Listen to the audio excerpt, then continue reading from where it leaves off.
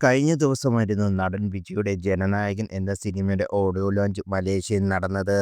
90ഓളം ആരാധകരാണ് വിജയെ കാണാൻ എത്തിയത്. 'ജനനായകന്' ശേഷം താൻ സിനിമാ രംഗത്ത് നിന്ന് മാറി നിൽക്കുകയാണെന്ന് വിജയ് പ്രഖ്യാപിച്ചിട്ടുണ്ട്. വൈകാരിക മുഹൂർത്തങ്ങൾ ഓഡിയോ ലോഞ്ചിൽ ഉണ്ടായിരുന്നു. വിജയുടെ മാതാപിതാക്കൾ ഇവന്റിൽ പങ്കെടുക്കുകയും ചെയ്തു.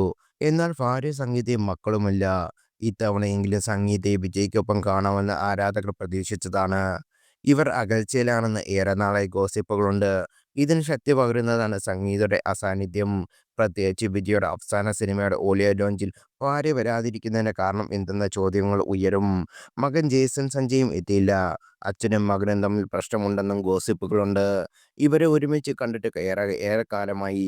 സംഗീതയും മകനും ഇവന്റ് എത്തിയിരുന്നെങ്കിൽ ഗോസിപ്പുകൾക്ക് വിരാമമായേനേയും. രാഷ്ട്രീയത്തിൽ ഇമേജ് മോശമാകാതിരിക്കാൻ ഇത് സഹായിക്കുകയും ചെയ്തേനേയും. കാരണം അടുത്ത കാലത്തായി വിജയെക്കുറിച്ച് നിരവധി ഗോസിപ്പുകൾ വരുന്നു.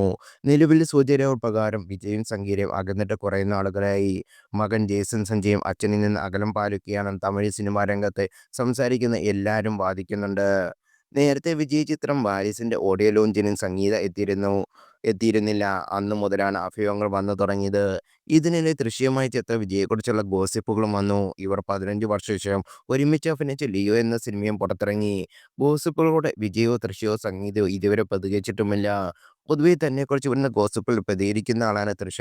എന്നാൽ ഇക്കാര്യത്തിൽ നടി മൗനത്തിലാണ്. ലൈംലൈറ്റിൽ നിന്ന് മാറി നിൽക്കുന്ന ആളാണ് സംഗീത.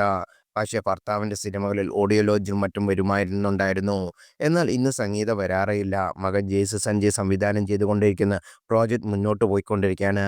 മകനെയും അച്ഛനെയും ആരാധകർ ഒരുമിച്ച് കാണാറുമില്ല. ജേസൺ സഞ്ജയ് അച്ഛനുമായി തെറ്റിപ്പിരിഞ്ഞ് വീട് വിട്ടു പോയെന്നാണ് തമിഴകത്തെ എല്ലാവരും വാദിക്കുന്നത്.